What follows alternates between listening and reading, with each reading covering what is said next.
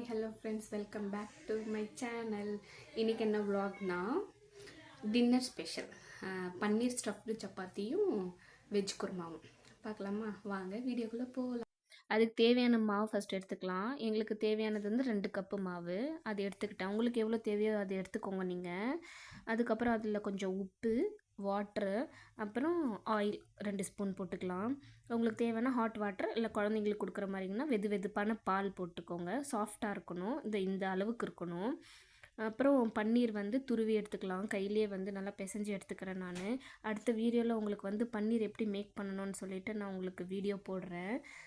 இந்த மாதிரி கையிலே நல்லா துருவி எடுத்ததுக்கப்புறம் கேஸ் ஆன் பண்ணிவிட்டு பேன் வச்சுட்டு கொஞ்சம் ஆயில் ஊற்றிக்கோங்க. ஆயில் ஹீட் ஆனதுக்கப்புறம் எதுவுமே சேர்க்காதீங்க, பன்னீர் டைரெக்டாகவே போட்டுருங்க. நல்லா வதக்கிட்டு கொஞ்சோண்டு சிக்கன் மசாலா, கொஞ்சம் உப்பு, வேணும்னா கஸ்தூரி மேத்தி கூட போட்டுக்கலாம். போட்டு 2 ஃப்ரை பண்ணி எடுத்துக்கோங்க. அப்புறம் சப்பாத்திக்கு வந்து நல்லா ஊறினதுக்கப்புறம் அந்த நல்லா பாலாக எடுத்துக்கணும். இந்த மாதிரி சாஃப்டாக இருக்கணும். அப்போ தான் உங்களுக்கு சப்பாத்தி நல்லா சாஃப்டாக கிடைக்கும். அதை மாவில் டிப் பண்ணிவிட்டு தேய்ச்சிட்டு நம்ம ரெடி பண்ண அந்த ஸ்டஃப்டையும் எடுத்து போட்டு தேய்ச்சிடணும். ரொம்ப தேய்க்கக்கூடாது, உள்ளே இருக்கிற அந்த ஸ்டஃப்டெல்லாம் வெளியே வந்துடும். கொஞ்சம் மேலாக்க தேய்ச்சிருங்க. அப்புறம் பேனை வச்சுட்டு அதில் கீ நல்லா தடவிட்டு கொடுங்க. ஏன்னா அது நல்லா மெத்து மெத்துன்னு இருக்கும். ஸோ சாப்பிட இன்னுமே டேஸ்ட்டாக இருக்கும். ஹை ஃப்ளேமில் வைக்காதீங்க, ஸ்லோவாக வச்சு நீங்கள் குக் பண்ணுங்கள். ஏன்னா வெளியில் வெந்துடும், உள்ளே வந்து ஒரு மாதிரி ஹார்டாக இருக்கும், குழந்தைங்களுக்கு வயிறு வலிக்கும். பாட்டு கேட்டுகிட்டே சமைப்பேன்னா உங்களுக்காக ஒரு சின்ன கிளிப்பு.